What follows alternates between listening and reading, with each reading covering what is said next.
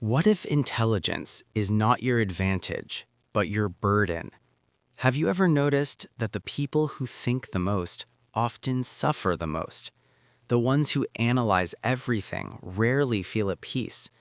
The ones who see patterns everywhere cannot escape their own minds.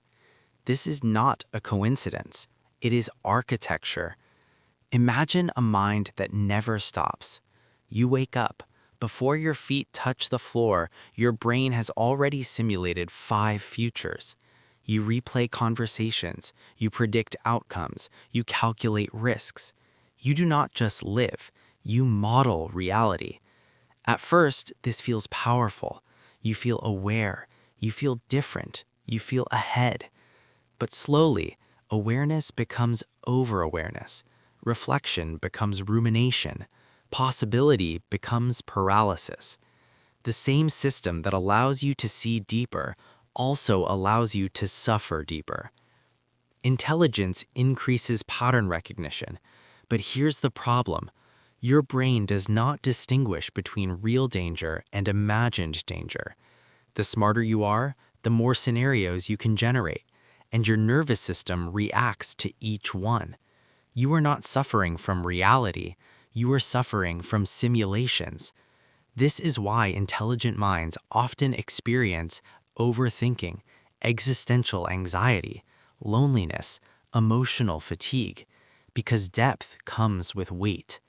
You do not just see what is happening, you see what could happen. Now here's the deeper layer. Intelligence expands awareness, and awareness dissolves illusions.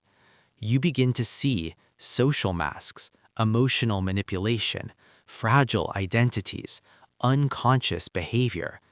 This can isolate you because once you see the structure, you cannot unsee it.